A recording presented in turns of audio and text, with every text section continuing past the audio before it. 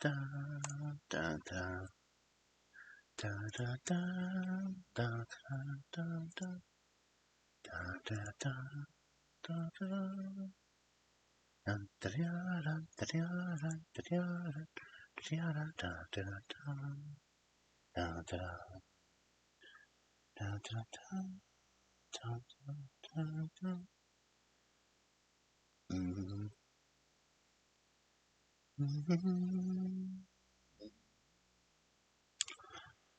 Let's get those ads rolling and get them out of the darn way.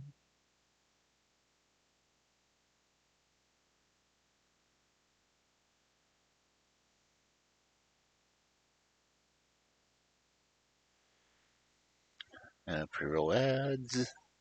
Pre-roll ads. Ads of the pre-roll. As they do happen.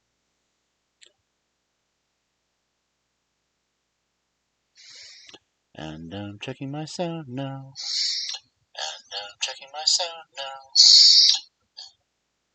Okay, my sound is working.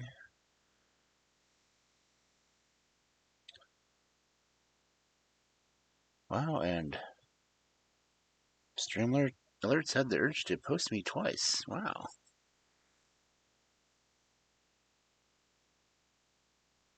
Wow. Okay, it is game night, Cubs.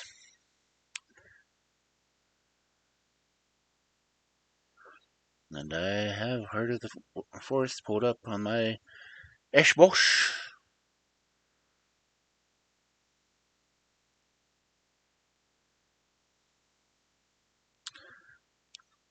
I just wanted to see how all you guys had for Christmas. And, you know, you have way too much to eat like the rest of the world? Or, well, you know, I said the rest of the world because not all the world celebrates it. But still, did you get visited by the jolly fat elf?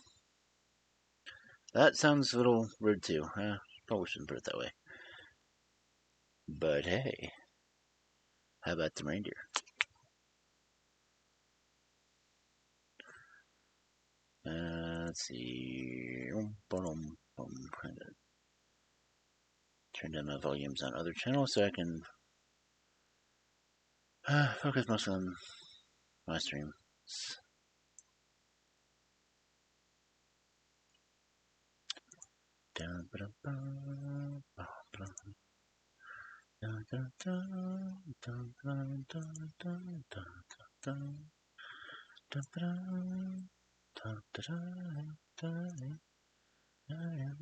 Let's see if it went out on the tweets. Get my message. That's not pressed yet.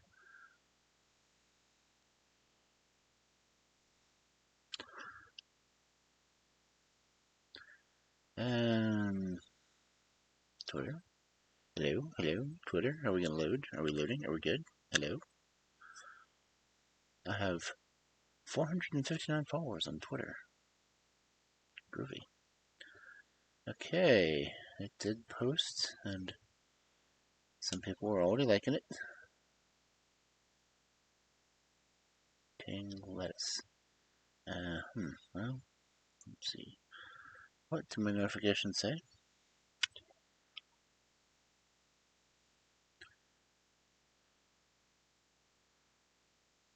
Twitter is taking its dear sweet time loading. Okay, Joseph. Okay, cool.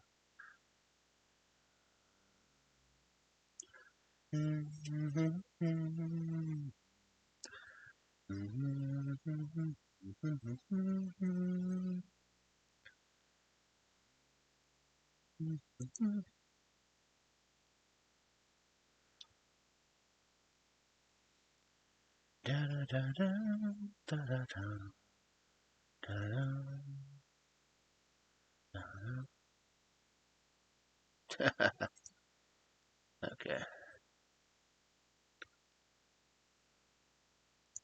Crap, what's going on with Bill?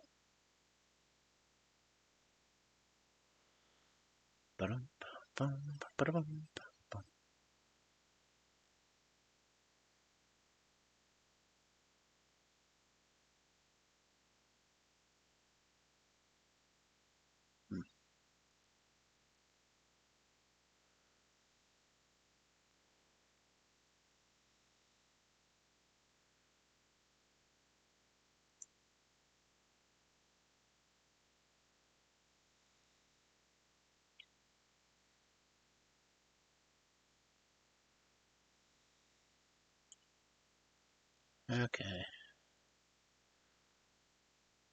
Why is Bill Cosby trending? Or do I want to know? You see me look over like this? I'm looking at chat. I've got my window open that I'm watching chat on that side since I can't really see what I'm doing when I'm playing the game. Apparently there was a metapod that escaped.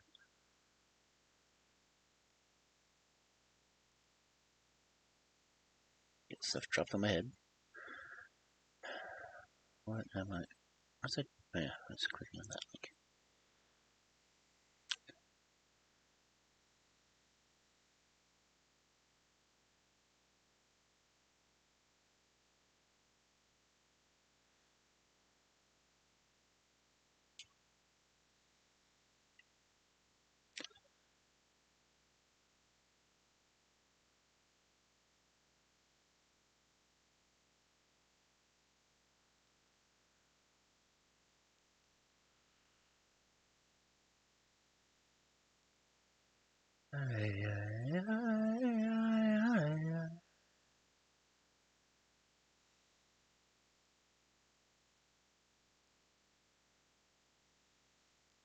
Okay. So it's 8:05. I guess I could skip over to the gaming window and. Oh, loud and clear. Cool. Alright. Let's jump over to the game. Guess I should actually finish logging into it. Press A to start.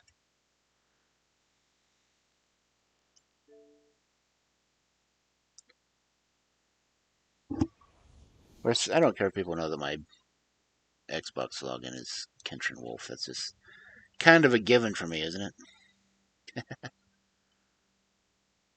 Uh, I don't remember where we left off. I've not slept since then. Well, I've slept a few times. Let's see. We had just been accepted into the main packs and back on the bus having a nightmare. Yeah, that's where we go.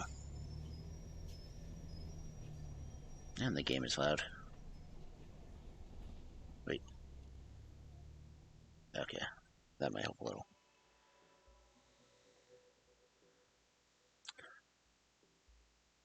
So, for those who weren't here at the very beginning of this game, this is a recurring nightmare. As this is them sitting on the bus on their way to the wonderful village of Badawetsa. Let me go ahead and just pull up the journal on what's going on. Oop, not that one. Okay, this one. Uh, we've met the rest of the wolves. Know that they're wolves. We found out about the different packs. Found out we were a Thurge.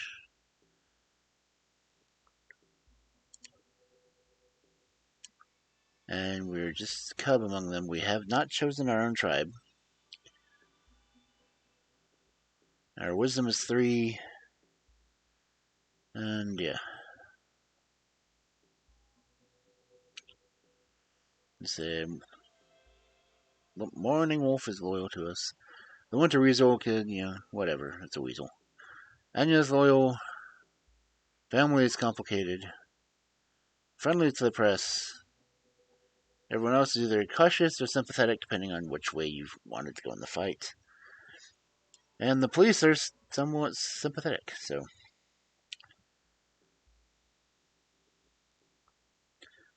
Anyway, waking up from the nightmare. But then I'm fully awake. The nightmares scatter away. "We're almost there," says Anya. "I did some searching." She looked at me over her phone.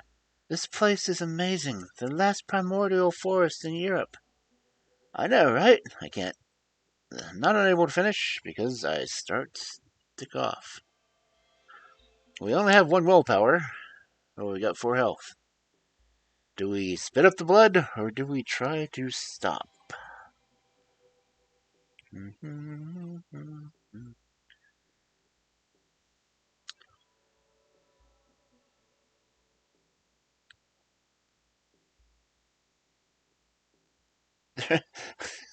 That's there's 3 on this one. Okay. Take 3, my lord. Okay. Try to stop. My throat is sore. My lungs hurt. Okay, now there's a 3. I need to get out. Anya, I need help. I need to stop the bus.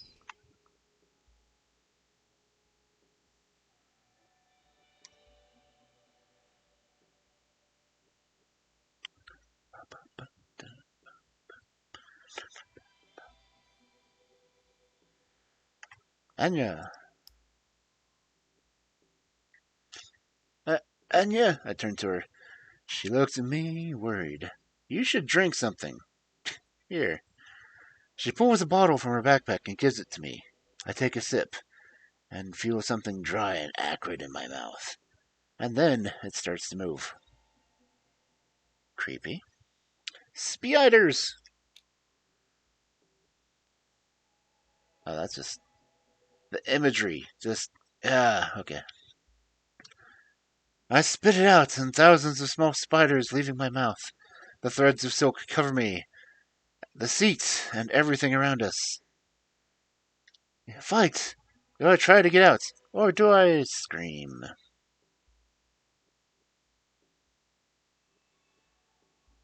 The imagery, I mean, they had way too much fun with this.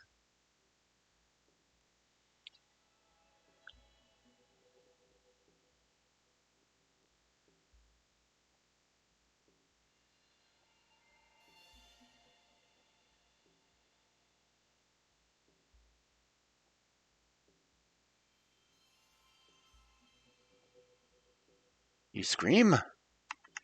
Right. I try to scream, but they gag me the moment I open my mouth. A few seconds later, I'm covered in cobwebs, unable to move. There's a hiss. I hear this. Then slowly, a long, dark, bloody shape comes out of Anya's eye socket, pushing the eye out. You? A black snake that reeks of rotten meat, acid, and oil.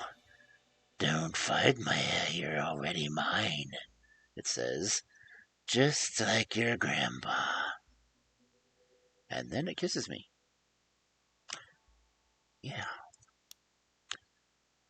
Smoochy. That was a hell of a nightmare. Yay, we've made it to chapter 5. The plan.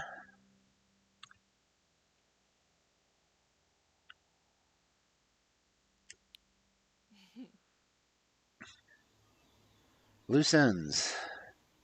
I woke up in my bed at the B&B, and for a moment thought the whole werewolf business had been but a dream. But then I heard a startled breath and looked up and saw Anya looking at me with wide eyes. What happened? Where were you? She asked. I was scared shitless. There was much to talk about.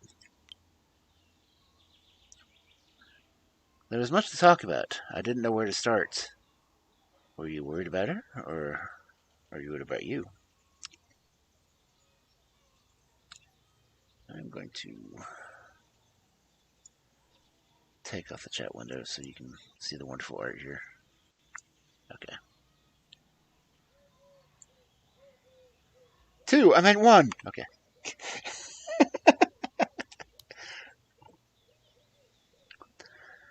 Are you alright? I asked. I was worried about you. Yes, said Anya, scratching her head. After we were separated in the forest, I got lost and somehow ended up here.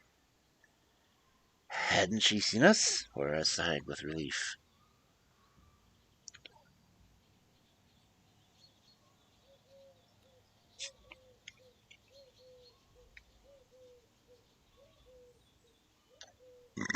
Oh, excuse me. I'm drinking a Coke, so that will be happening tonight.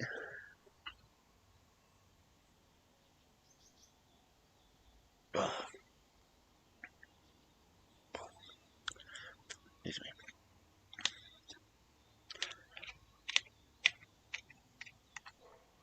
Sigh with relief, as opposed to a belching with gas. She was telling me what she thought was true. She had no recollection of seeing werewolves. So Pat was right. The human mind couldn't cope with seeing Equinus.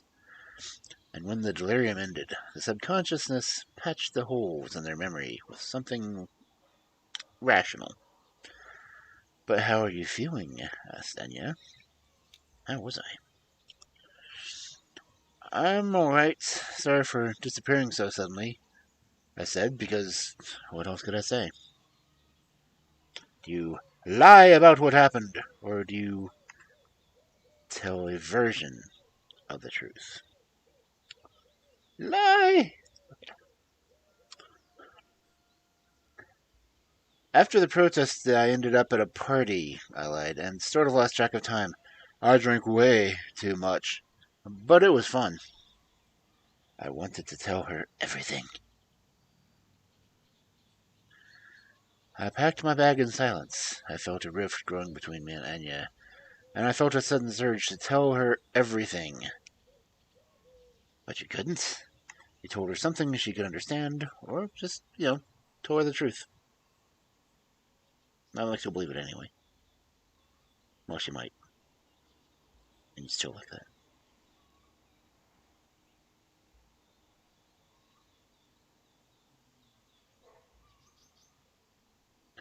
Tell her the truth. Yay! I was a Gru, and I had a sacred duty to protect the veil, hiding us from mortal eyes. But Anya was a friend.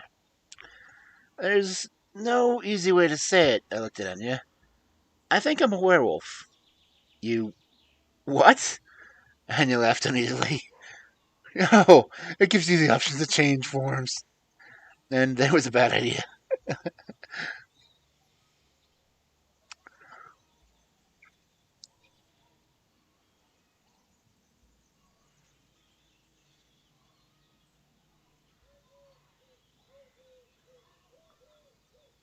So do you really trust your friend and shapeshift right in front of her?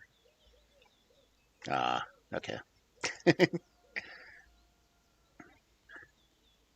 Yeah, never mind, I sighed and continued packing. So, are you leaving? Asked Anya. What about your family history? I didn't know how to answer. I shrugged. Whatever the answer was, it was now Maya the werewolf's problem. Maya the student was dead. I'll be in touch. Anya hugged me. You'll figure it out.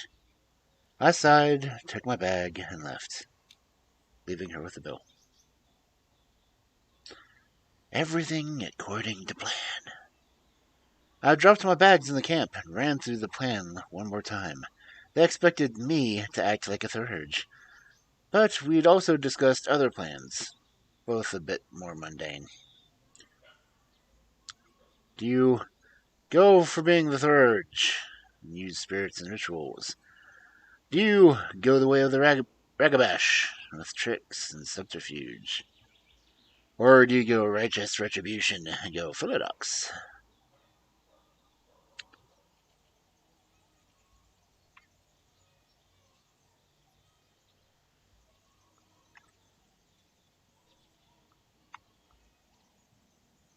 Or do you catch the wild urchin because, I don't know.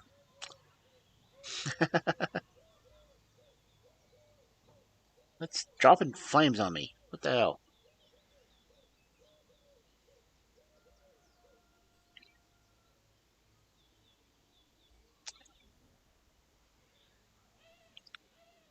The answer is PRT. It's just got the options: sparrows, beetles, or place of power. You're going Thurge? Okay.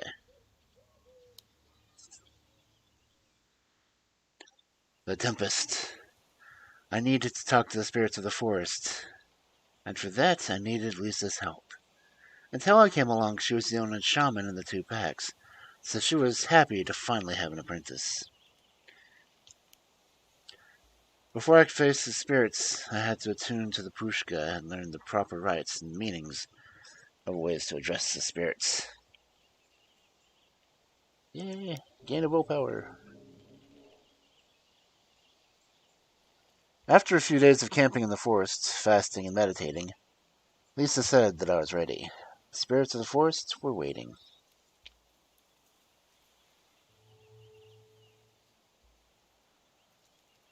Sacred hunt. The sun was setting. We stood in the middle of a clearing and waited. I was nervous. I chanted the proper words, or I spilled my blood. Spilling the blood. Okay. I spilled my blood as a sacrifice to the spirits, and called them by their secret names. I watched the blood sink into the ground, and waited. First there was a murmur, then a whisper among the trees, a rustle of the leaves, the quiet, windless night. That was not the voice of the forest. I'm sorry. I looked up, or I closed my eyes. Okay, I looked up.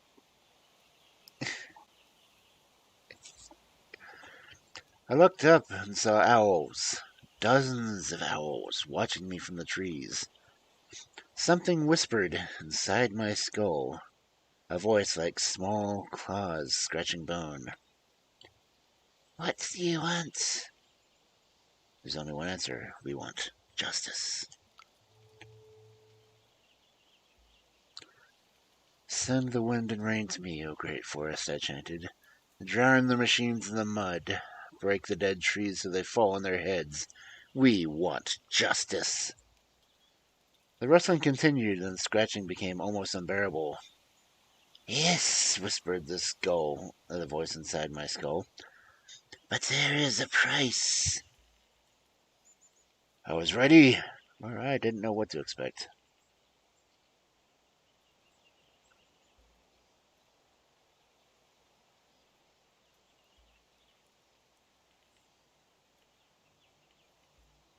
Why am I hearing so much?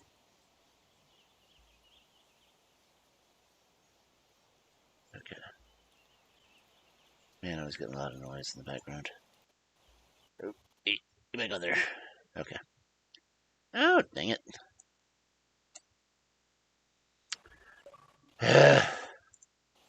First disconnect of the night.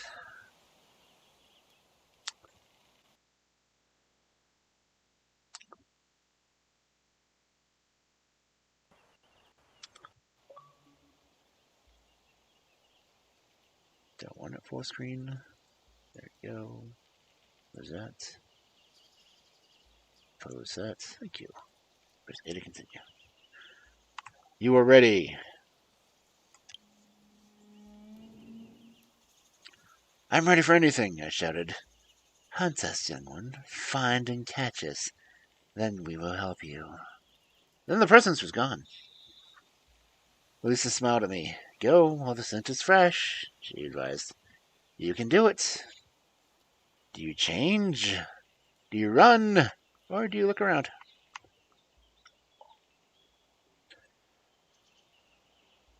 Next question. What into? Do you want to be Glabro? Do you want to go full Krynos? Hispo or Lupus?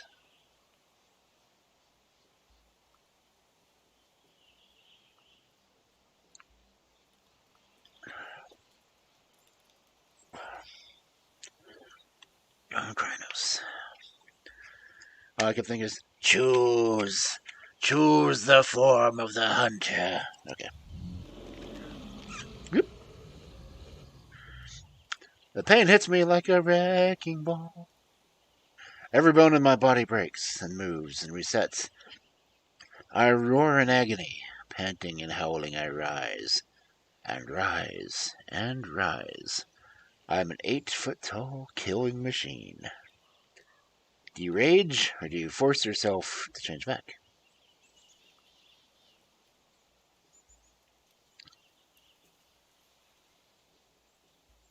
Which would kind of defeat the whole purpose of changing in the first place. Alright, force yourself back. Okay.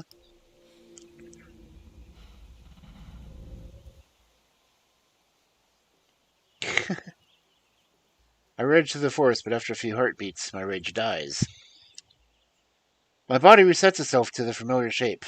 Bones break and fuse again. Muscles and sinews moved under my skin. I cried and thrashed. Then I was helmet again with keen eyes, nimble fingers, and a silver tongue. The wolf in sheep's clothing. And then I was still. Change again? Do you run or do you look around?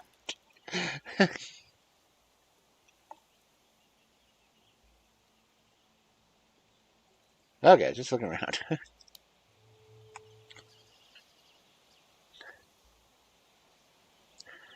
I turned around, helpless. There was a rustle in the leaves, but it faded away. I couldn't see anything apart of the vague shapes, shadows against the darkness. Do you change again? Or do you keep looking around?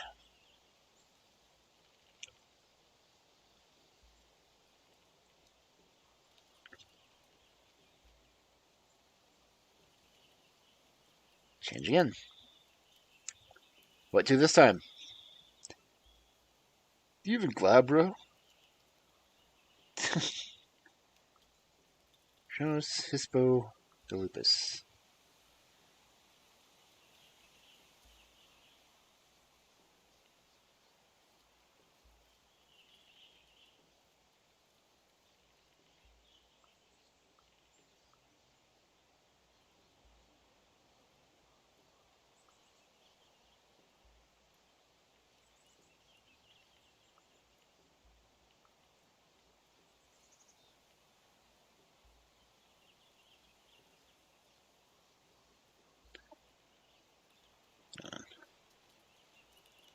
That's my little stool back there covers up the ones, but which it's Glabro, Krynos, Hispo, or Lupus. Lupus would be regular wolf.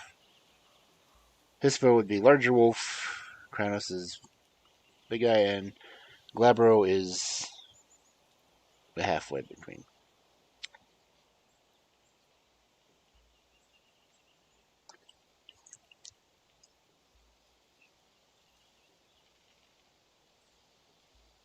Big wolf. Okay. Oh, yeah. Why is my controller acting up? Hello?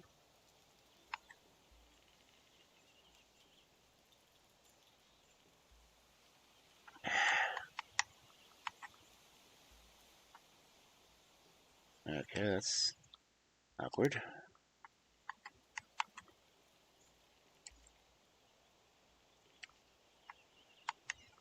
Oh, there we go. Hispo. I was Hispo, the monstrous wolf form, spine cracking and twisting. My knees and ankles broke and I fell on the ground. My jaw shattered and rearranged itself. My skin was rippling and sprouting fur. I howled. Ooh, ha, ha. When I rose, I was more than a wolf, scary and monstrous, with strong paws, mighty jaws, and a mane of fur. Of course, it gives the option to change again, or to just start sniffing.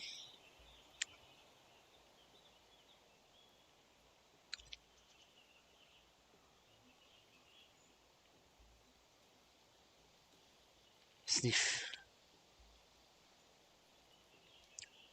I was on all fours, my nose full of scents, my ears full of noises. I turned my head left and right, sniffing the air. There! I caught the scent of a distant shape hiding among the trees. It was a stag, pretty and lithe, a perfect vessel for the spirits. I stood there for a moment, and then it caught my scent and bolted.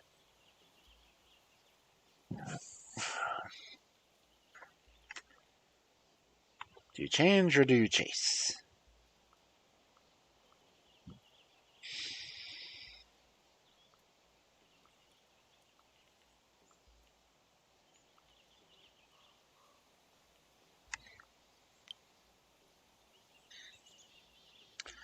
The stag was fast, but I was faster.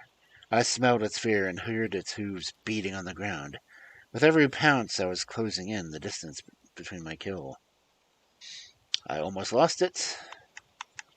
Sadly, the only option. Besides, we have no willpower. Don't have any willpower.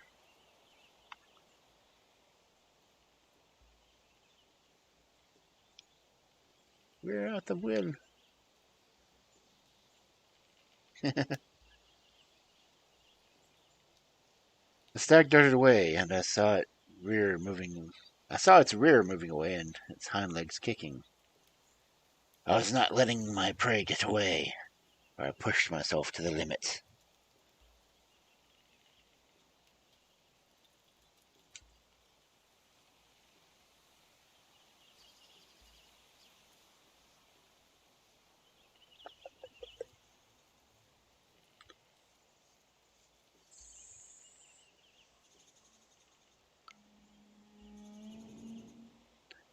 There was no way I was letting my prey get away.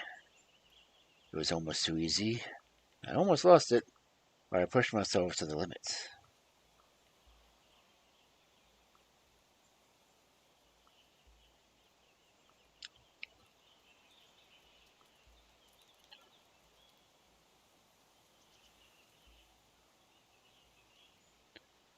I almost lost it.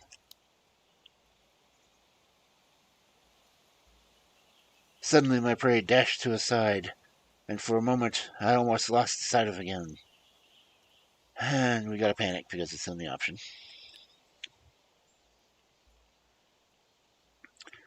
For a moment I panicked, and it was all it took. The prey was gone. The stag was just too fast. I lost sight of it for just a moment, and it was gone. Darkness, deep undergrowth, a stream nearby. I had no chance of finding it.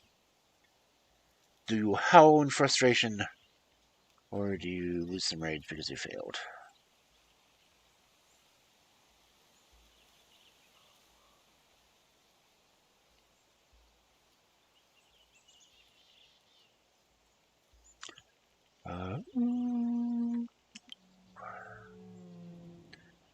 I slowly collapsed and curled up on the ground. I had failed the forest.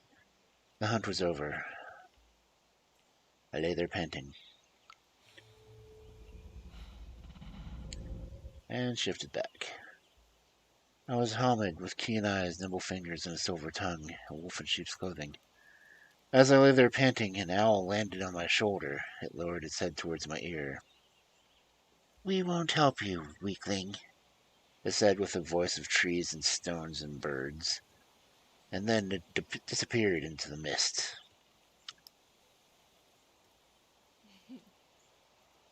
Bitchbird. What doesn't kill us? I couldn't sleep that night. Closing the deal with the spirits was supposed to be my rite of passage, and I failed. What would be the consequences? I didn't know, and I felt anger rising within me. We met soon after sunrise on the same clearing where I woke up for the first time as a guru. Lisa looked at us all inside. Our patrons were looking at her expectantly, so she stepped towards the center of the clearing. "I'm the Tharaj of the Sept, and I'm here to make sure we do things the right way." She turned to me, and I held my breath. "Maya, come forth. Are you a cub who seeks recognition as an adult?" Does she know this already? Do you answer? What?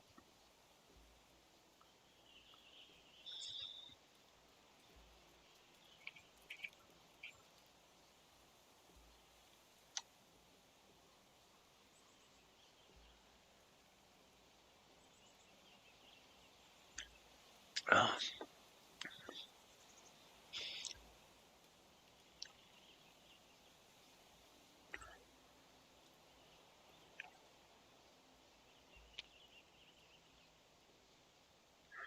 You know that I am, I rolled my eyes. "Are you a cub who seeks recognition as an adult?" she asked again, no humor in her eyes. Patronizing. "I am," I answered, not even trying to hide what I thought were this ridiculous tirade. Are you an applicant to a tribe?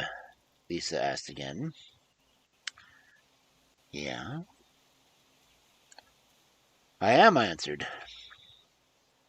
Who speaks for the cub? Asked Olga, stepping forward. I do, Lisa answered. I'm Zoria of the Siberica, third of the Morning Wolf Mother pack. I observed the cub on her mission, and I'm here to tell the story.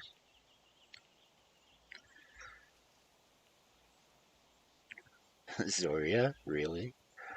Would I have to take a new name? Or secret names? Cool.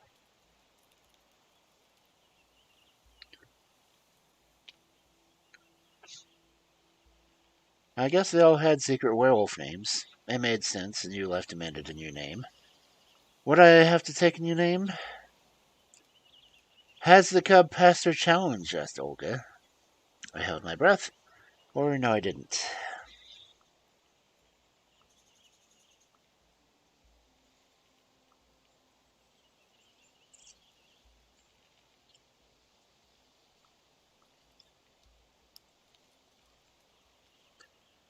I sagged, knowing that I failed. She failed, was the inevitable answer, but she fought bravely against overwhelming odds, and I think she's ready. I wondered what would happen next. So what now? I asked. Should I pack my things and go home or what? We should have spent more time teaching the cub. Test her when she was ready, Lisa gave Olga her I told you so look.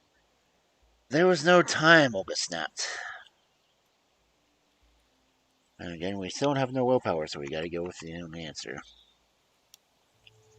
Manic answer. It's not fair! Okay.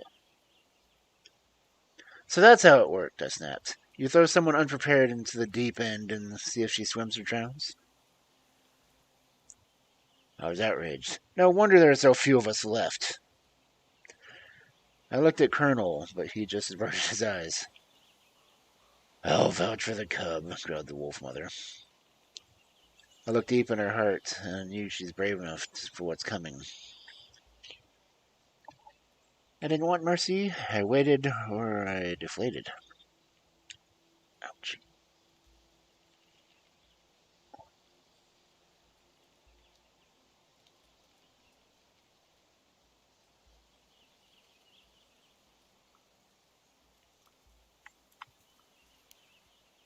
No mercy. I clenched my fists. I didn't want mercy, but I needed any help I could get. So be it, said Lisa after a while.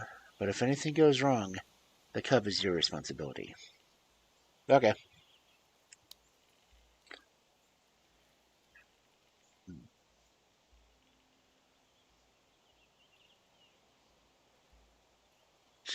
Gray needle. Hmm.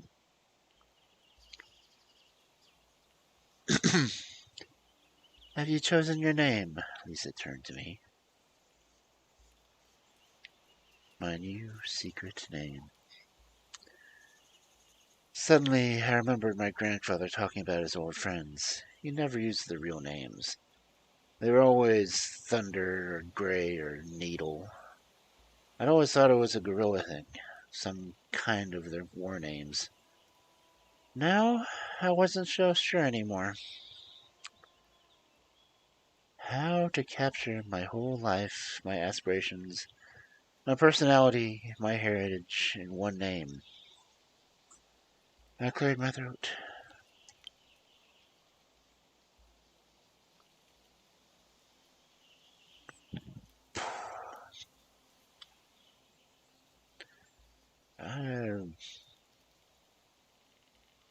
Okay.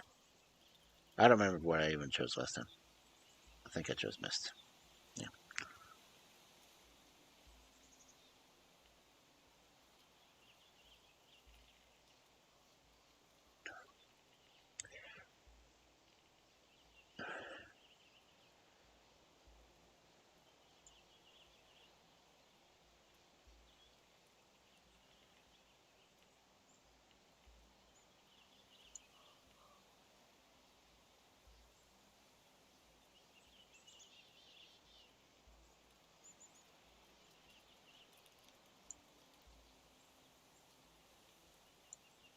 approach. 4. You want to go with Falca? Okay. My new name is Falca, a bird of prey, I answered. As for the tribe, choosing the tribe was another matter. Do you want to be a black fury? A child of Gaia, a glasswalker, bone or a bone canard? Canard. Bonar.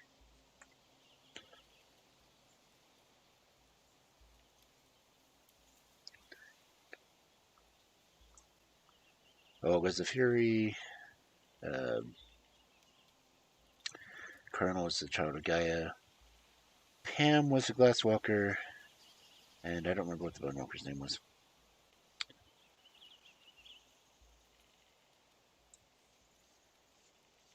You know, my Falka Bordich.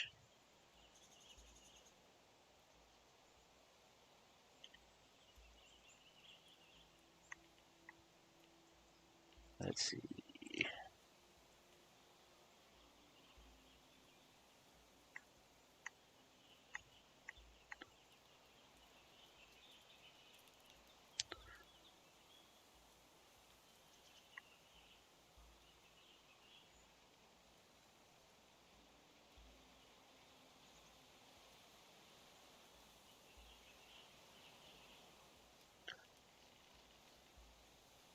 Rainbow Rat. Oh, that's Kim. Kim's the Bonar. Okay.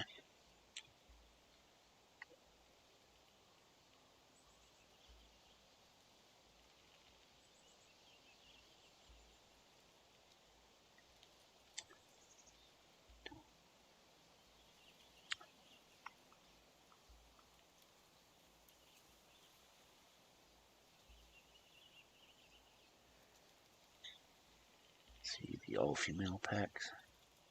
You want to be a bone Gnar? Gnar. I'm just going to keep saying Gnar. Okay.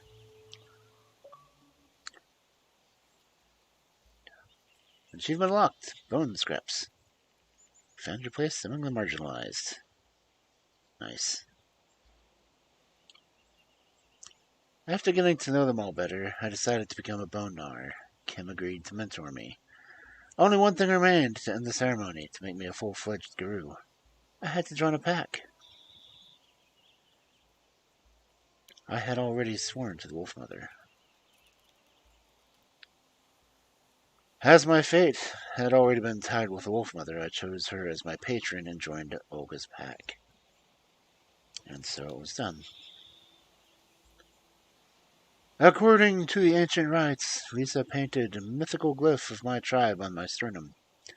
It disappeared after a moment, but whenever I closed my eyes, I could feel its warm touch between my breasts. There's a bone between her... Okay. Falca of the Bonars, the verge of the morning Wolf Mother pack. Welcome to our sept, she said solemnly. Then we howled. And I will howl. Oh!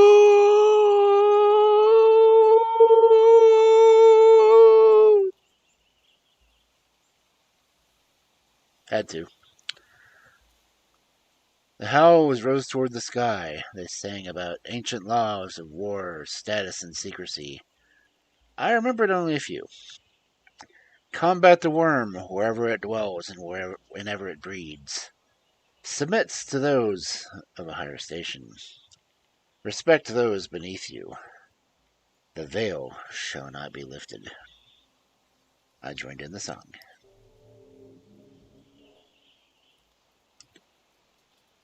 I'm going to have to howl again. I threw my head back and howled with my sept.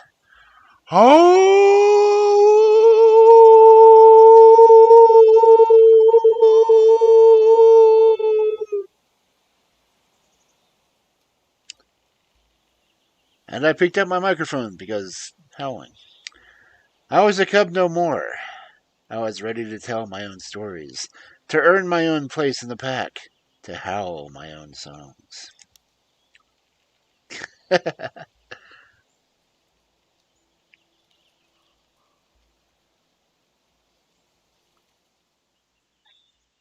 Chapter 6. The Storm.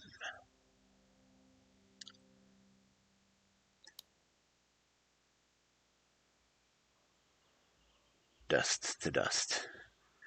It was one of those blistering summer days when... Oh, excuse me. It was one of those blistering summer days when the asphalt melts, the grass withers, and there are some others who are brave enough to step outside. Despite the heat, it felt like the whole village was at a funeral. I felt cornered.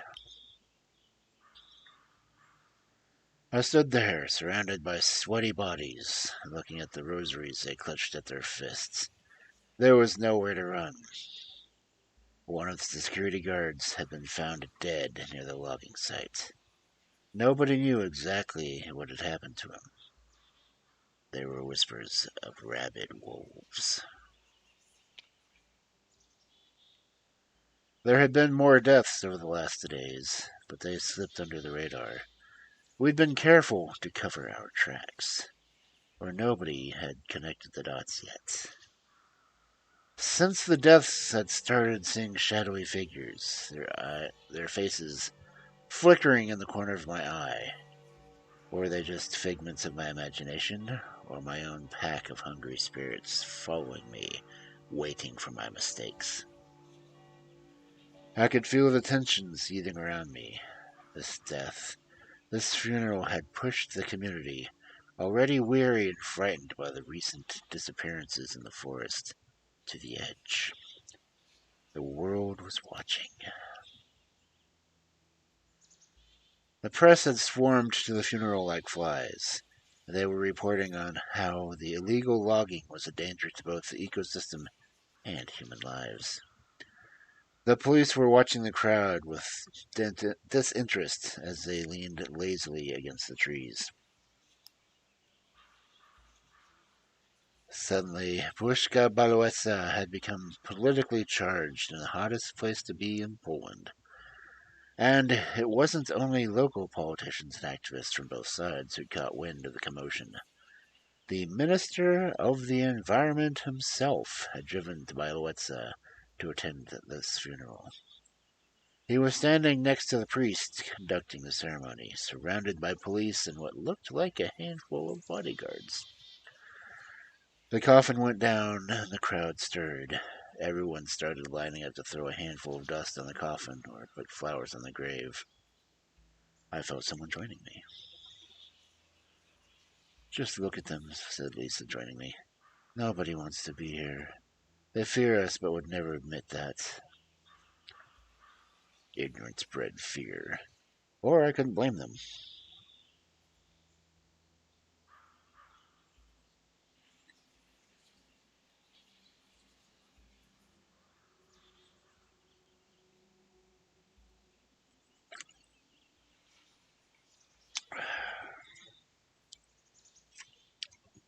Ignorance bred fear.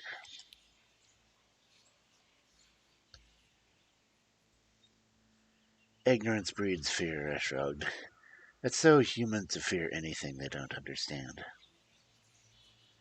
They would want us gone even if we weren't the guru, she scoffed. From the outside, we're activists fighting for the Pushka, but for the local, we're just strangers barging in and telling them what to do with their lives. But we knew better. We were exactly that. Or we had to give them time.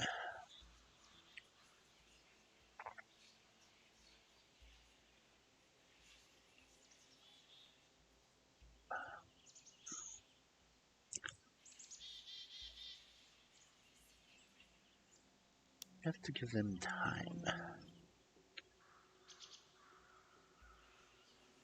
I just need time to get used to us, I said. The problem is not going to disappear, and finally they'll join us. Nevertheless, she was right. The crowd was not happy seeing us there, and the minister knew how to use that sentiment. I watched in disbelief as the priest handed him the mic. After 30 seconds of listening to that pompous ass, I thought I would vomit. Sounds like other politicians. He repeated some platitudes, and it was clear he'd only come to show his face and tighten the leash on the local logging companies. The crowd listened, silent. He was trying to get gummies dropped on my head. What the hell? He was trying to escalate. I realized the conflict was only going to escalate. He was determined to push on with the logging. Even if the forest had abandoned us, we still had a chance to end the logging. Are we ready to defend ourselves, or we were ready to negotiate? The negotiator.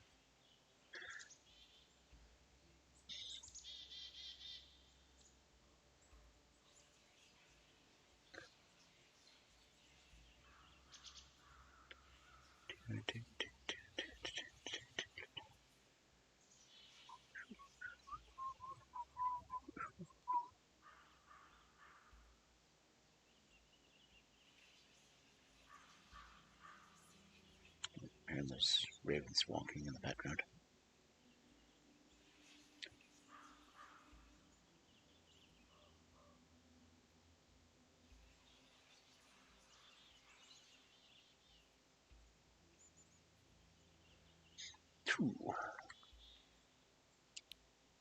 Ready to negotiate. Where there's a will, there's a way. It was high noon. The sun was almost at its most merciless, and the world seemed almost white with heat. The air smelled of herbs, bark, and tree sap. Insects buzzed lazily in the high grass, stunned by the summer sun.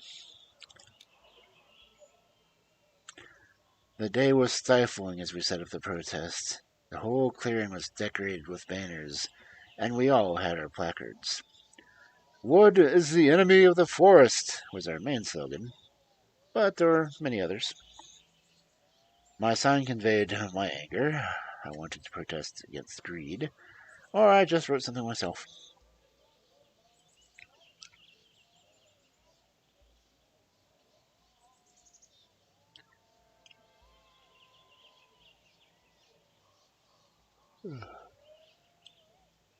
Protest against greed. The pushka's not a commodity, declared my sign. You couldn't put a price tag on a 200-year-old trees, but that wasn't going to stop them trying. There weren't so many of us, but everyone in the clearing knew why they were there. The pushka didn't care for us. Compared to her, we were like mayflies. 1 second there, a second later gone. But her fate was in our hands, and we could, second after second, save or destroy the primordial forest. I thought about my family.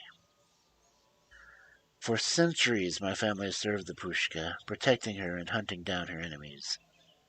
And now, I was the last Garou of my lineage. What legacy did I want to leave behind? The pressure was almost palpable, and the tempers were flaring. The cops were gathering, where I looked at my pack.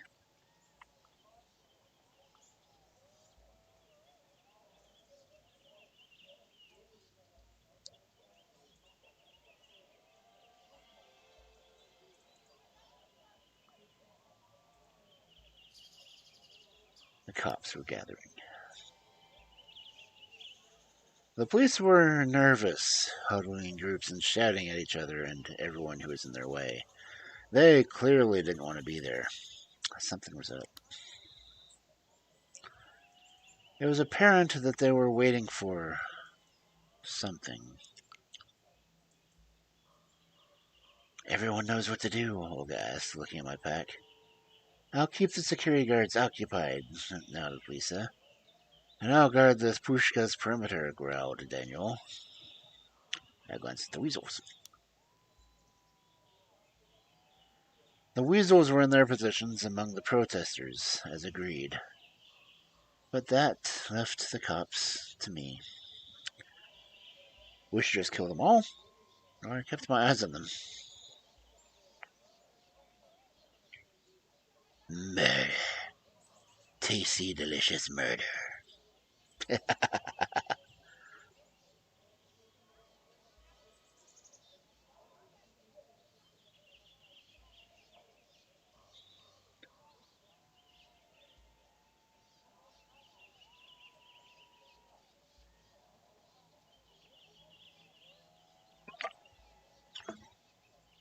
You choose violence, then.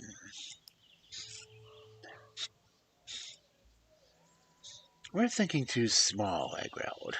We're unstoppable. Why not just kill them all? Alas, that's not the plan, Olga reminded me with a bitter expression. She wanted to. Keep your eyes on the cops and stay put. It reached a boiling point when the minister arrived for a photo op. Hee. I've got a bad feeling about this. Hold on. I have just a sound cue for that. If my sounds will come up. There we go.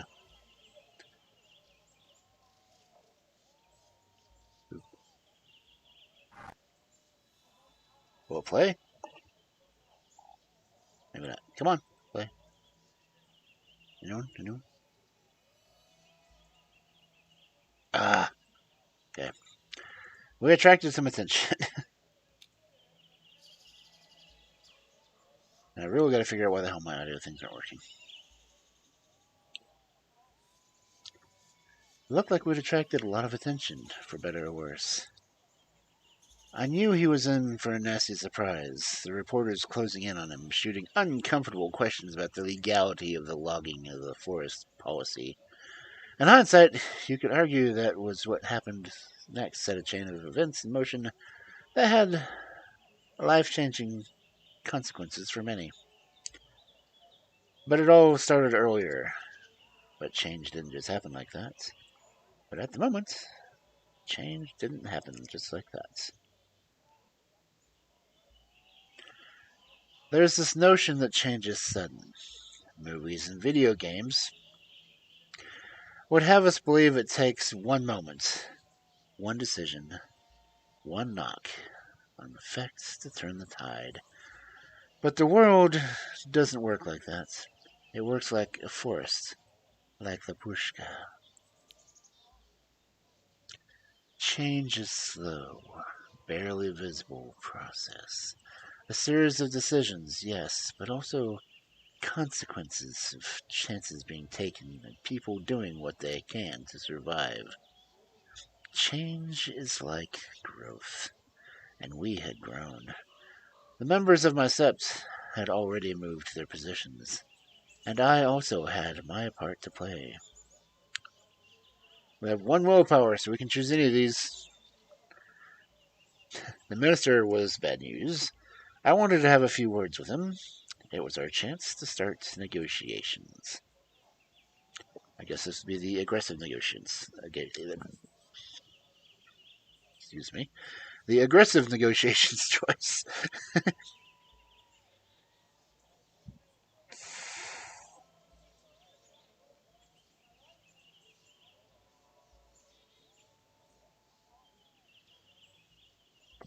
Oh, man. Thinking Coke was not the option to drink. Ugh. It's not without some eggnog, but I don't have any eggnog right now, so no Coke for me.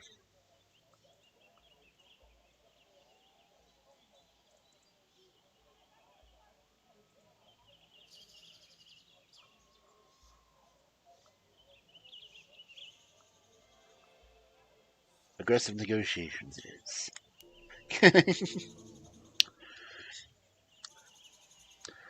Just look at him, I spat. He could use a few harsh words of truth. Olga raised her eyebrow. If you think there's any sense in talking to them, she smirked, now's the fucking time. She grabbed me by my elbow and literally dragged me across the clearing to where the minister and his people were standing. I've got this. I followed her. I thought, what about say? Okay. As we were pushing through the crowd, I planned what I was going to say. I was pretty confident. I had it all planned out and felt quite confident. But Olga had her own plans. Minister, Minister, she yelled. Do you have a moment to talk about what's really going on in the forest? I caught his gaze. He looked at us coldly, like we were vermin. His eyes were distinctly dark and lifeless, like a shark. I thought suddenly. No, he said, smiling. We don't talk to terrorists.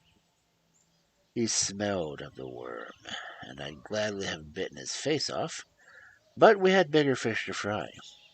I wrapped my arm around Olga's chest and pulled her back before she could jump at him. Save your strength, I barked. We'll find another way. We went back to regroup. The activists, humans and werewolf alike, listened as we told them what had happened. The atmosphere was tense. We started our preparations. We prepared ourselves for the worst case scenario.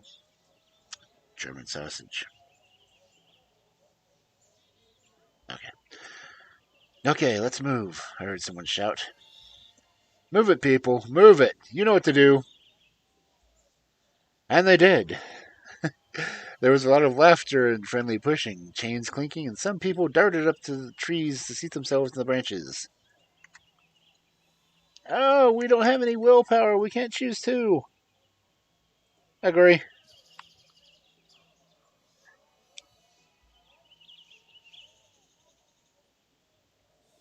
We must be assigned to the human chain. Chain, chain, chain. Chain of humans. You're dying? Why are you dying? I helped human chain. Hey, I heard. Get those arms behind you. That's it. Attaboy. It hurts, moaned a man's voice. Next time, do some yoga beforehand, huh? That's it, people. Open your heart so you can hold your wrists behind your backs. Ugh, the flu. That's never fun. Ugh. I said no dying allowed without specific written permission. In triplicate. Notarized. I threaded my arms through the arms of the people to my left and right, and then grabbed my wrists behind my back.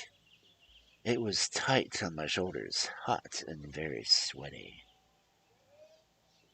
Then we waited. We sat down, one long even chain, and watched the loggers and police as they approached. And then stopped. I tried to take short breaths to avoid the stench. It worked.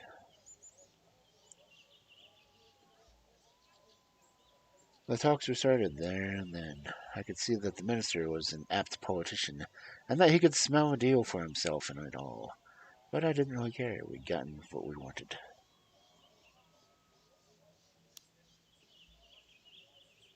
I can't remember if it's fever fever or starve cold or feed a cold starve fever. I think it's starve fever. Yeah. But either way, I'm not sure which one works the flu.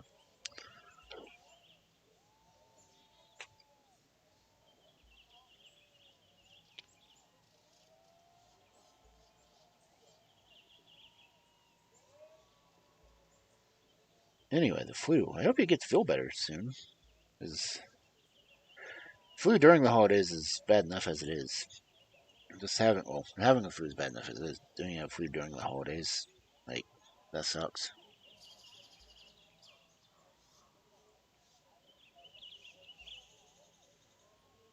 Peace talks. When the talk started, we weren't alone.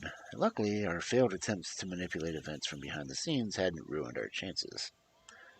There had been some consequences, but we'd managed to work around them, so we started talking, and it became big.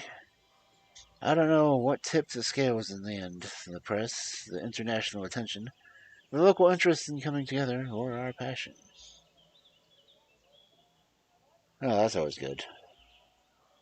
As long as it starts to feel some kind of relief on that, because as the flus are A real their bitch.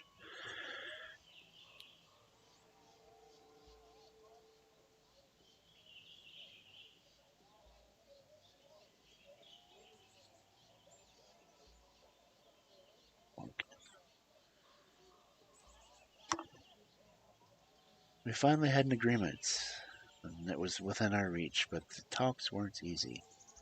The state forests, the woodworkers, and the local population, ecologists, scientists, activists, everyone wanted something. I was by no means an expert, but I wanted to play my part in the proceedings. I made sure the talks were fair. Oh, got up to 3 honor now. So I decided to observe the talks and to make sure everything was okay. The spiritual side of the situation interested me, and I wanted to make sure that both sides had good intentions. The talks went on and on. Everyone at the scene had their own opinion and their own viewpoint, and I had mine.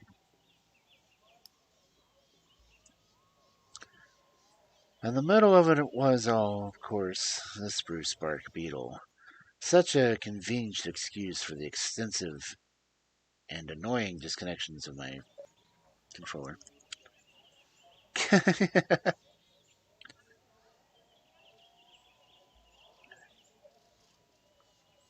The beetle has always been a part of the forest ecosystem, pointed out one of the ecologists. But the recent drought made the spruce more susceptible than ever. The forest was countered.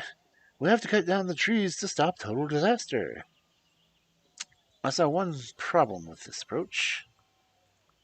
We only have one answer we can use. Damn it.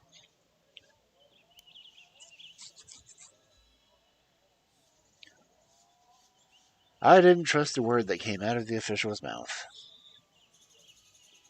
The beetle was not a reason for logging. It was an excuse. You fetishize the forest, scoffed one of the officials.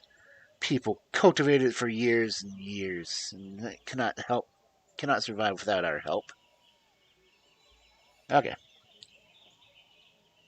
He's right. You want to take our forest from us, a group of locals attacked the activists. You're not from here. You can tell us how we live our lives. It was not just the forest, and yet they unbalanced the ecosystem.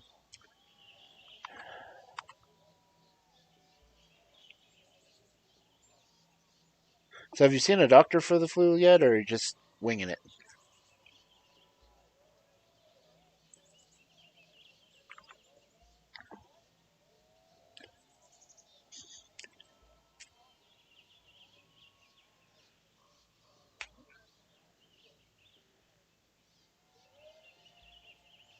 I keep leaving my hands behind.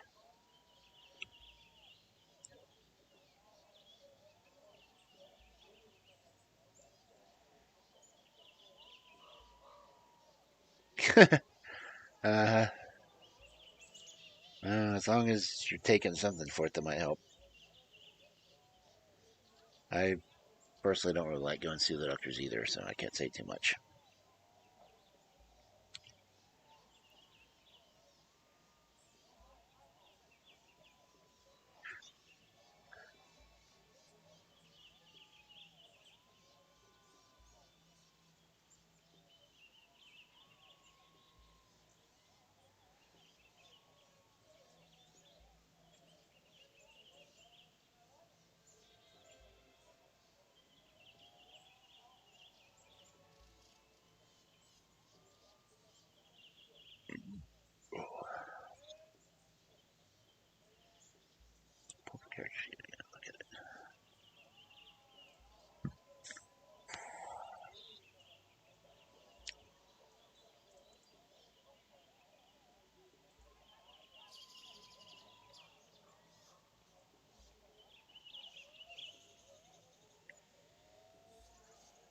Yeah, health insurance is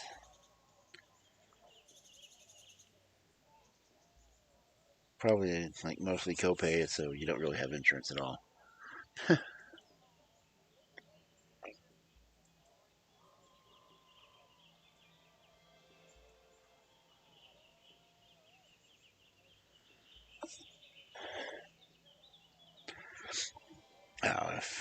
there's so many different freaking types of insurance anymore. It's unreal. Like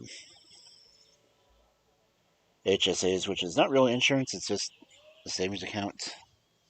Which is like, okay, well, if you need it, yeah, you can go ahead and spend it. But if you don't need it, it's just, sitting in an account somewhere. I think the last one I had was an HSA. Yes, you get to choose. We can't use the bottom one because we've got no willpower to use for it. This requires having a willpower point.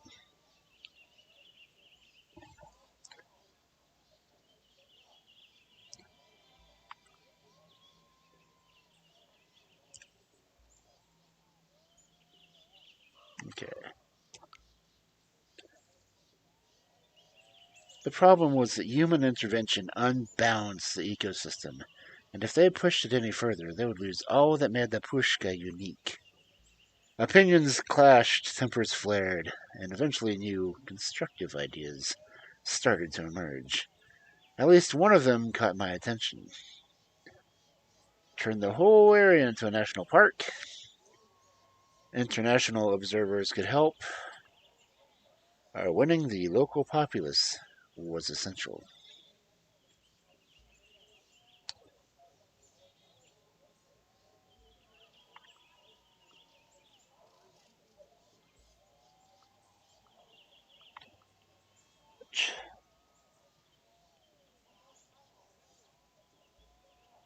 They told me, you can go to the hospital. There's the same hospital more near. Yeah, I wish all hospitals would accept all insurances. As they'll start doing the in-network, out-of-network, it's just a pain in the ass. Just like there's two main hospitals in this area. One is the religious hospital, and the other one they jokingly call the pagan hospital. And quite honestly, the pagan hospital treats you better. But still, insurances won't go to both for some reason. I don't know why. Like then there's the HMO, PPOs, HSAs. That's just a pain. If they're telling you that you can go to a certain hospital, it's probably a network issue.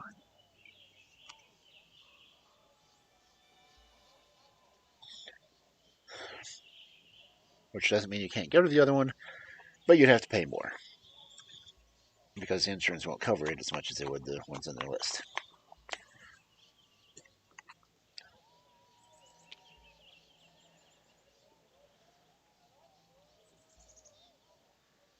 It struck us that if we won the local populace to the cause, everything would be easier.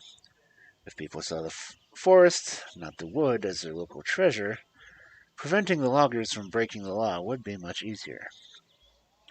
It was a long and hot day. I rubbed my eyes. I was so tired I could barely keep them open. My head was spinning. You hide in the shade, or do you stay out there with the talks and keep going?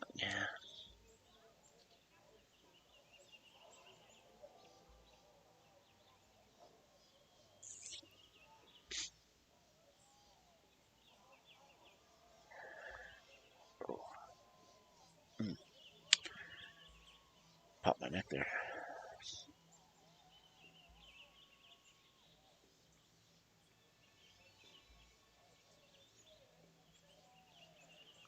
Keep going.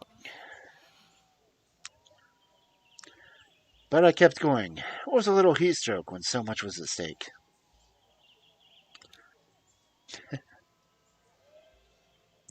Of course, they had to make it dramatic. There were cameras, there were lights, and all of the negotiations lasted all day long. We reached the first draft of the agreement.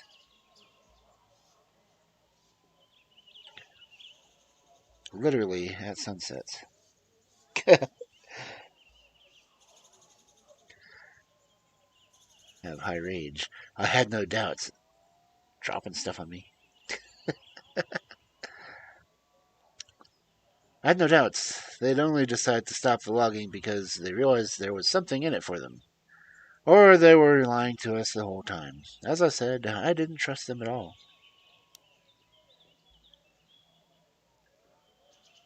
But at the moment, I just looked at the sky and laughed. I felt overwhelming relief, and when my exhaustion caught up with me, I found a nice quiet spot, sank to the ground, and fell asleep. I want to live in a forest like this, honestly. Epilogue: The New Hope. There's a time of civil war in the galaxy. Oh, wait.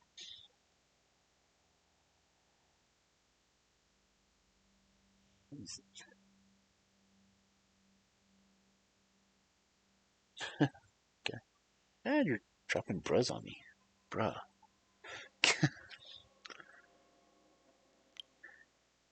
I keep forgetting that chapters 5 and 6 are a hell of a lot shorter in this game than the first 4 are.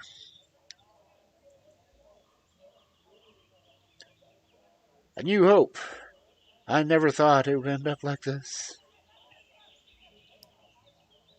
Yeah, sure, the humans were important, but they were the problem we need to solve, not the problem solvers. Uh, Not really. There's not a well, there's a losing scenario on here, but I have not hit it yet. And there's a violent scenario that you can do in other versions of it. This game itself has, I think, maybe anywhere from 5 to 20 different endings you can get. And the game doesn't just let you outright slaughter everyone. I think that is one of the options if you do it right. But anyway. Sure, the humans were important, but they were not they were the problem to be solved, not the problem solvers. And yet, in the coming weeks, they proved to be just that. They had plans for education, for patrolling the forest, for making a permanent camp nearby Loetza. Yeah, that's one of the best things about role-playing games like this, is the choices you make affect the entire game. And somehow I keep ending up as the urge. If you go more combat options, it'll give you different levels and give you different types. But yeah, this has a lot of endings. I kind of wish it gave you more character idealization, but it's all text-based, so it doesn't really give that option. So, do you feel cheated a victory? Not sure how to process. Felt relieved. Yeah, I'm not sure how to process it either. It was all well and good, but I felt hollow. Logging stopped. It was quiet. The logging had stopped, and I was proud I'd had a hand in it. I talked with people, listened to their ideas, and shared their enthusiasm. We planned, we joked, we laughed. At some point, I found myself sitting near an old local woman. She smiled at me, all wrinkles and missing teeth, with a bad attitude. Was she was suspicious, or do you nod politely? And I just got fire dropped on me by a pseudo widow.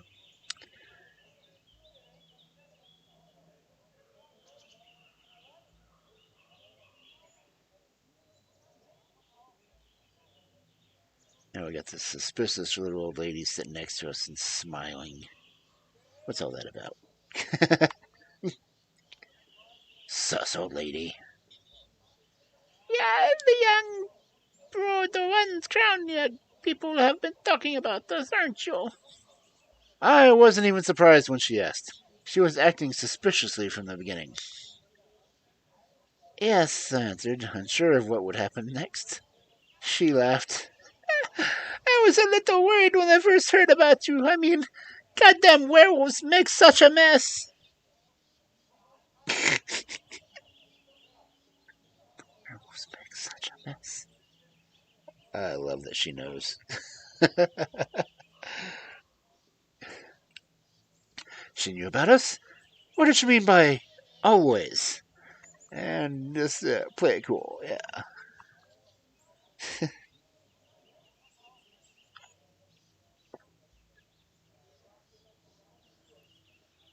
dish golonda. Ah.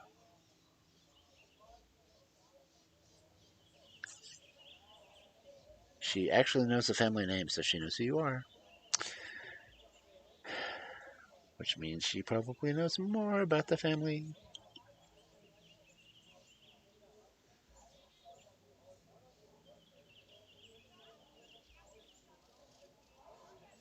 The choice of games... doesn't sound familiar.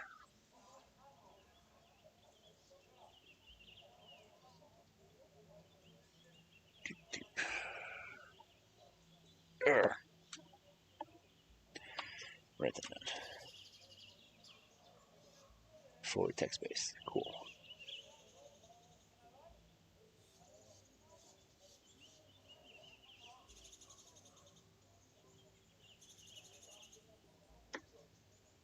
I have to look that one up. I know there was one, like the test series. I played through those just because I was really curious about what it would be like.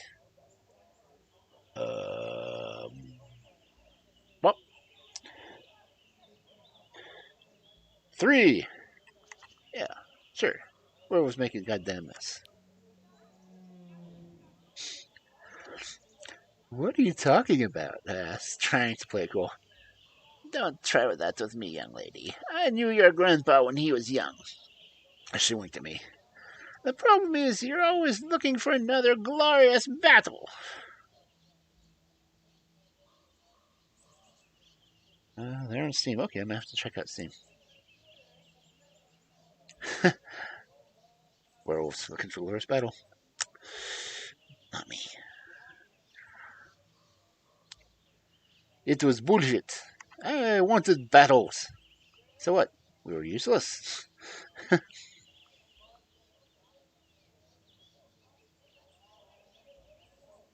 What? Oh, I guess I need to fix that. Anyways, socials not existing. Huh.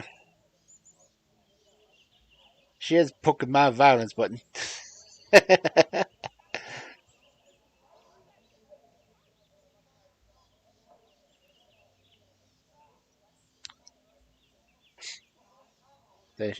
She knows what's going on if she knew your grandfather when he was young. And she knows about werewolf, so something's up with the old lady.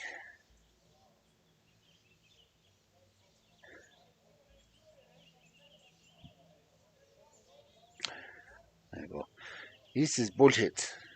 But I wanted glorious battles. Glorious battles! But we're warriors. Gaia needs warriors, I argued. This war won't be won with battles. It'll be won. She leaned over and picked something off the ground. By picking up bottles. She smiled at me. But this time you managed to actually help do something good. We'll see what happens next. I wasn't so sure. Nara smiled.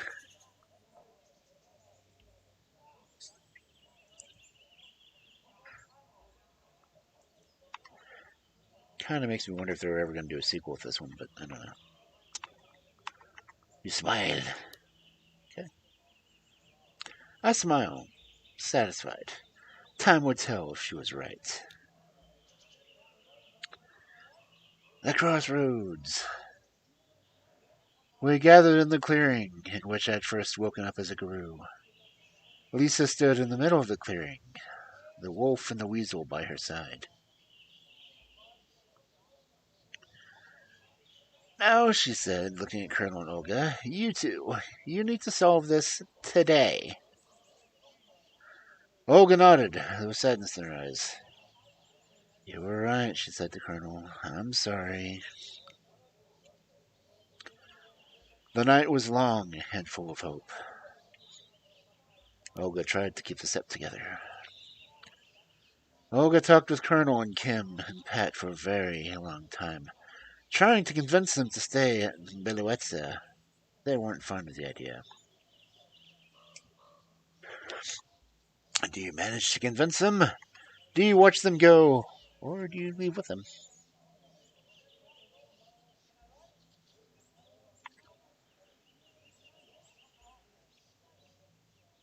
You convince the weasels? Do you watch the weasels wander away, or do you wander with the weasels?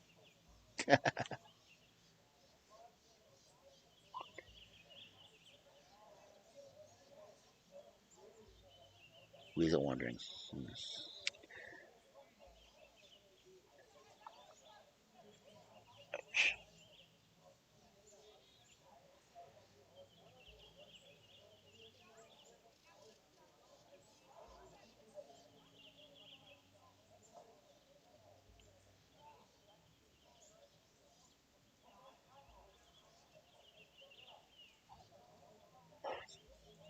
The weasels, of course, being the rational ones, and the wolves being the ones that want to stay there and attack people. Oh, my model spasmed.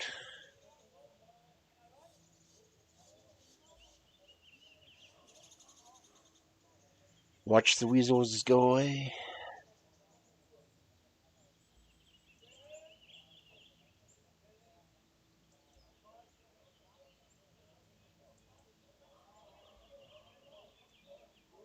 Going once, going twice, and away with you, weaselly weasels.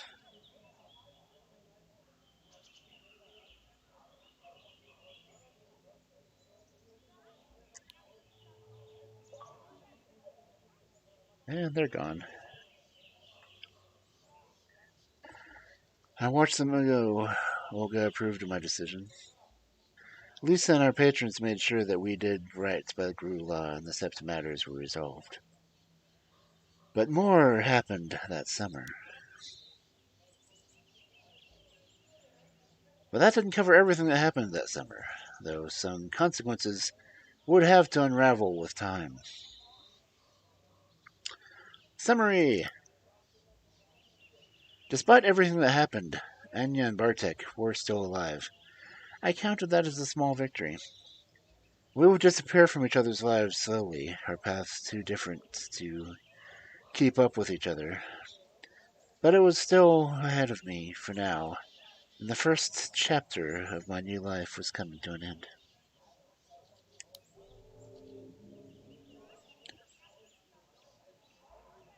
I came to Biloetza to learn something about my roots, and now I knew them. And knowing was half the battle. And knowing I could finally grow in the land of my ancestors, repay my family's debts, and perhaps even make a real home here. No matter what I did, the forest didn't notice and didn't care. So,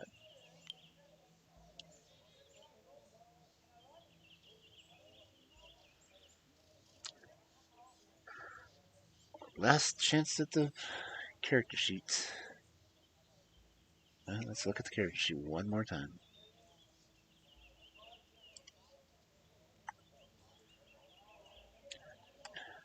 There. Let's see.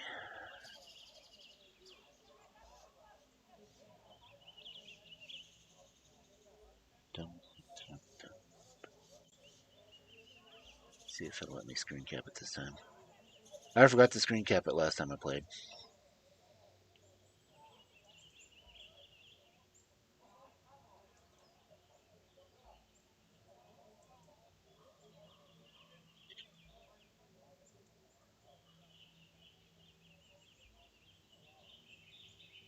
And my mouse is still fucked up.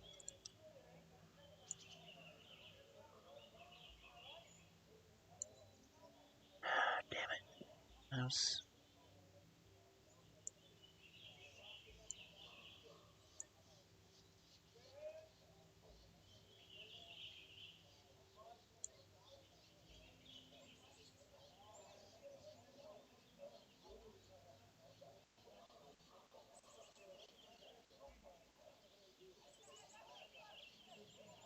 Okay.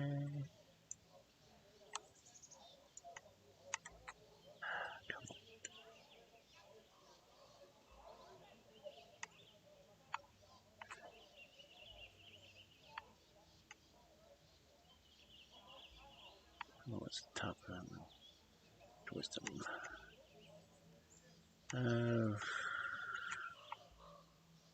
Okay, that's all I needed for it.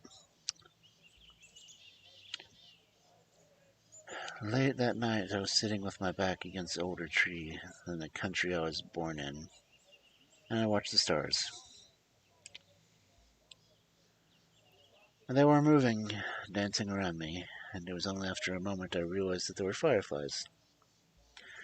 I watched the bugs glowing with their inner light, writing fleeting love poems in the dark vellum of the night. Trying to get sex.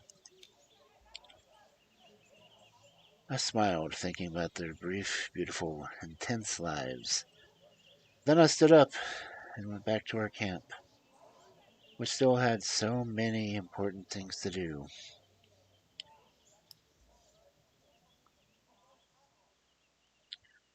You have finished Heart of the Forest.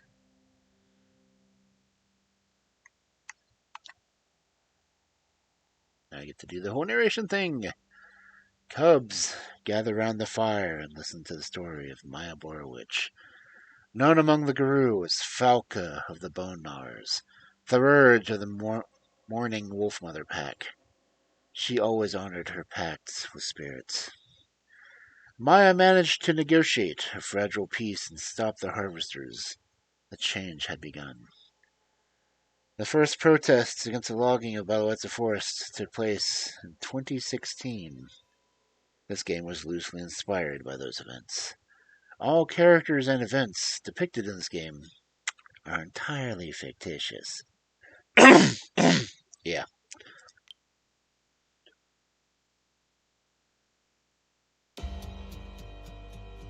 nice. And roll credits.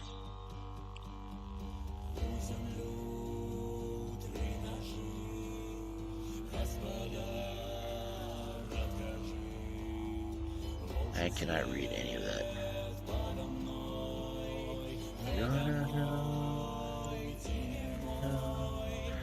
Reading that. Okay.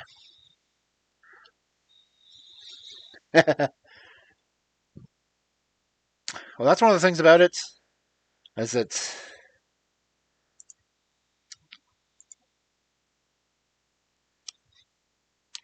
the game, I really wish they would continue with it.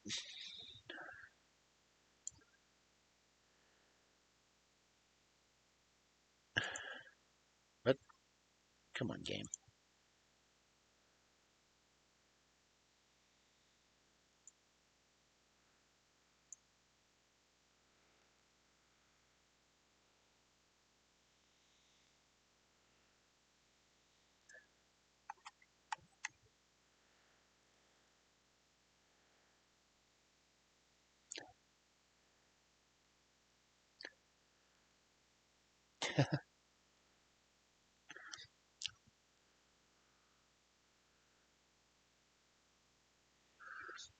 Uh, the game is entirely in Polish, and I'm trying to listen to the song. But I don't want to get tagged for copyright music, because, that's just a pain.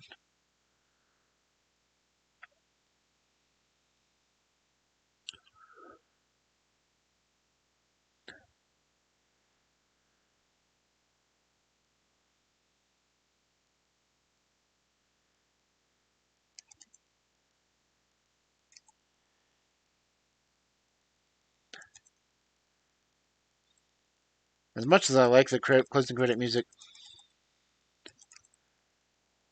Hey, Joe.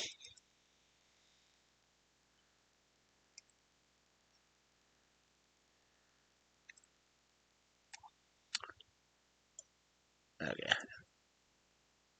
Oh, yeah, the game. The music was getting to me. Oh, pretty good. We just finished up the run through the game again. Let me post the results.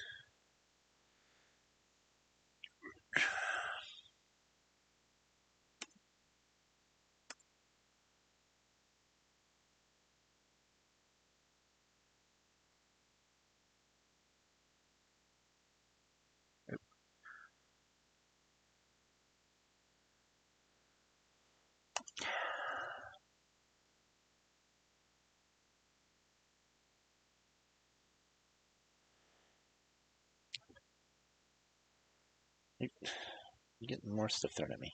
No, it's from this one then.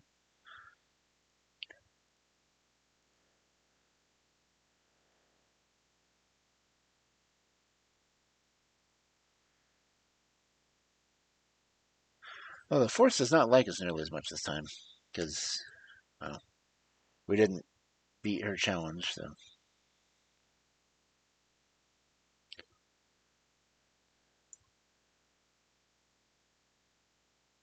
Let's see. Where's my screen? There's a screenshot.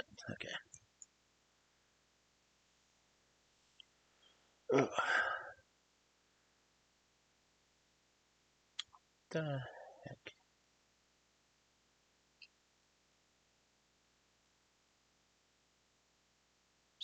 That one.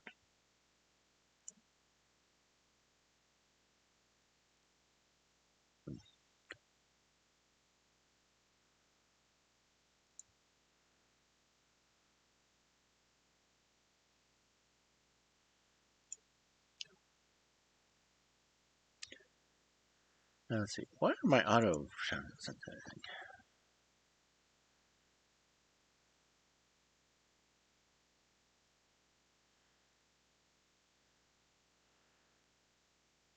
Ooh, playing Dragon Ball Fighter Z. Nice. I was kind of curious why I didn't.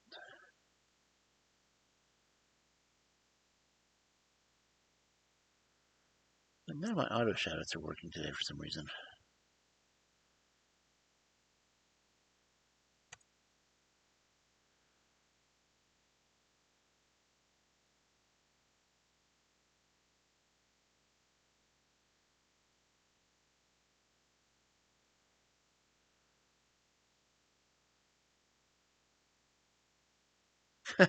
It did a double shout out. Great.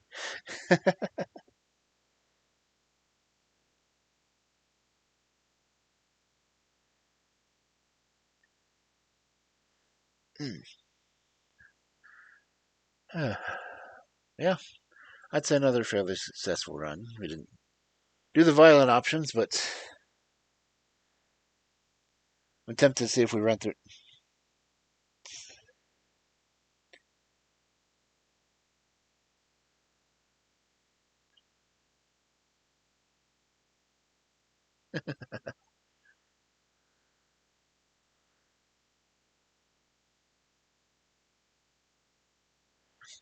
Yeah, I'm tempted to see if we do another run through it and see if people would choose different options. As this is the second time we've made it through the game as a third, which is actually what I end up being most of the time anyway.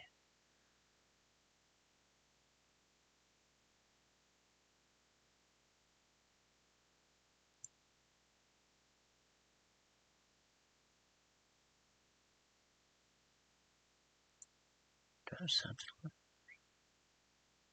the heck is that?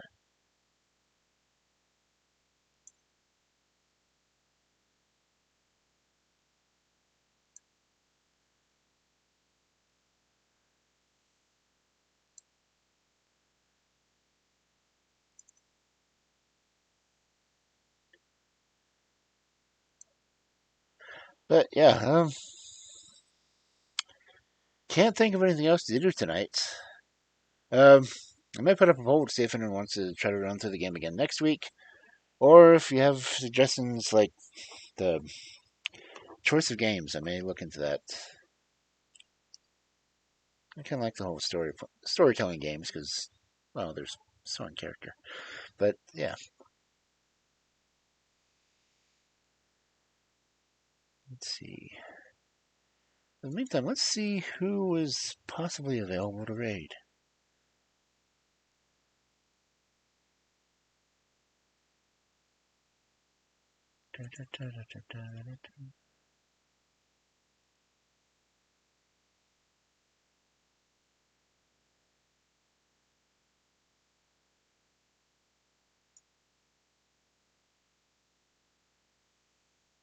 Actually, I think I know someone to raid.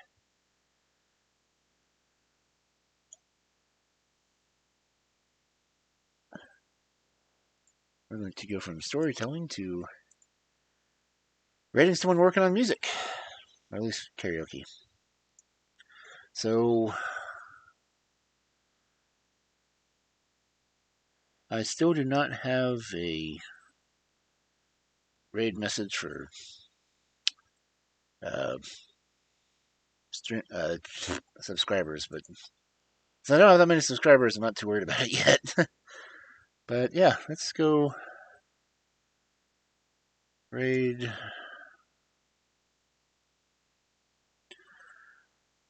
Crow.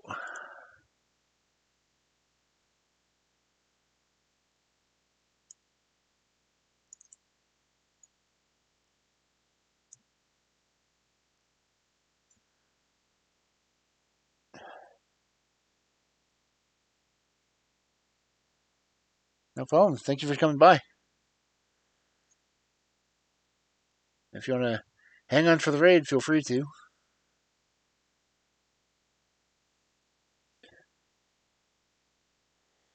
See, I don't think he suspects, and I'm not sure which language he's attempting to sing, but he's doing a karaoke stream, so it's gonna be fun to raid anyway.